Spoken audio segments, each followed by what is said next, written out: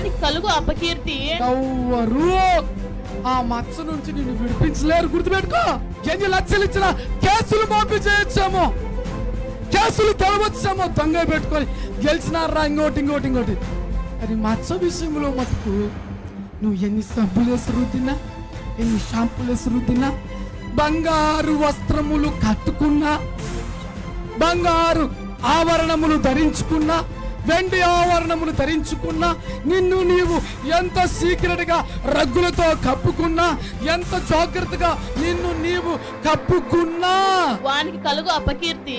ఎన్ని కప్పుకున్నా వానికి కలుగు అపకీర్తి ఎన్నటికి తొలగిపోదు. ఎన్నటికి కూడా తొలగిపోదు. ముసలాన్ని నా దగ్గరకు వచ్చినాడు కట్టుబట్టుకుని, యేసుక్రీస్తు నమ్ముకుని పాపాలు ఒప్పుకొని దేవుని ఆత్మ ద్వారా నువ్వు ఇప్పుడు కూడా పాపంలో జీవిస్తున్నావు, విడిచిపెట్టన్నా అయ్యా అన్నాడు. చెప్పు అన్నాడు. బుద్ధి తక్కువై యంగ్ ఏజ్ లో పాపములో పడి ఒక వ్యక్తికి పాపం చేశా, ఇక అక్కడికి పోలే. కానీ మటుకు ఒకటి చెప్తానయ్యా అన్న. ఏంటి చెప్పు అన్న. ఇప్పుడు కూడా ఆ సందులోకి వెళ్తే నన్ను అందరూ ఏలని చేస్తున్నారయ్యా. ఈ కొడుకు పెద్దోడైనాడే, ఆ సందులోకి పోయినావంటే పోయి వస్తావా, ఊరు మొత్తం నన్ను జైలు పెట్టి ఎక్కరింపులతో చూస్తూ మాట్లాడుతున్నా. లేదురా బాబు, నేను ఏరే పని మీద పోయి నువ్వు నాకు చెప్పొద్దులే. నువ్వు ఆ సందులోకి పోయినావు, నువ్వు ఆ కాలనీకి పోయినావు అంటే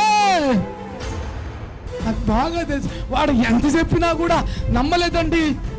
ఈరోజు నా బిడ్డలకు తెలిసి నన్ను ఆడగొడతారని భయపడుతున్నా అండి అని చెప్తున్నా నా దగ్గరకు వచ్చి. కాబట్టి అది ఎన్నటికి కూడా పోనే పోదు. హల్లెలూయా. దుష్టుని దోషములు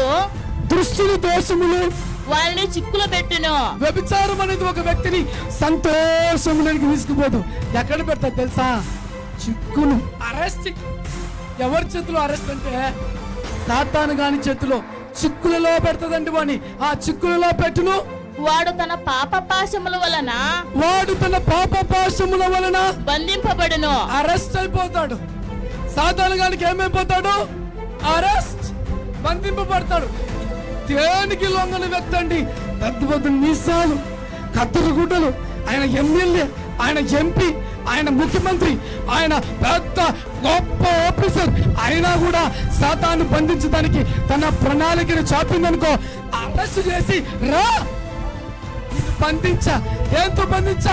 వ్యభిచారం అనే పాపముతో నిన్ను బంధించి అరెస్ట్ చేసి నీకున్న సిగ్గు, నీకున్న విలువ, నీకున్న ఖ్యాతి, నీకున్న ప్రత్యేకత, నీకున్న పేరు, నీకున్న డబ్బు సమస్తాన్ని సర్వనాశనం చేయబోతున్నా.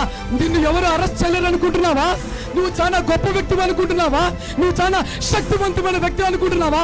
అయితే దయ్యమంటది నిన్ను వ్యభిచారము ద్వారా అరెస్ట్ చేసేస్తా.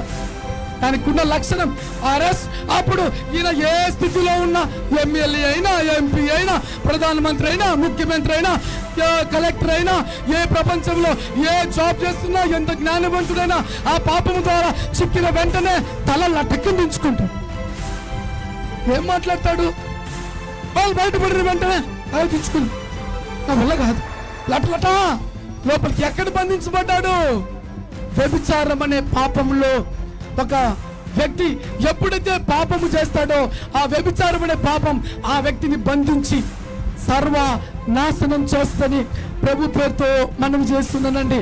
వెంటనే పశువు వదకు పోవునట్లును వదకు ఏ విధంగా పోతుందో సాతాను గాంతో ఎవరితో వ్యభిచారం చేసిన దానికి పోయేటువంటి వ్యక్తి ఎక్కడ పోతున్నాడంటే వదకు. అది చక్కగా రా, నీ హృదయంలో అంబులు పోది చీల్చి నిన్ను చంపేంత వరకు వదిలిపెట్టను రా రా రా రా అని అది తన వికారాలను, తన సొగసును, తన అందాన్ని, తన మాటలను, తన యొక్క ప్రణాళికను ఉపయోగించి వల వేసిన వెంటనే ఆ వ్యక్తి దాంతో పోతున్నాడు. అంటే ఏం జరుగుతుందంటే వదకు అంటే చచ్చిపోయేదానికే, చంపబడేదానికే, అతను నాశనము చేసుకునేదానికే వెళ్తున్నాడని దేవుని యొక్క వాక్యం సెలవిస్తుంది. ప్రియ దేవుని బిడ్డ,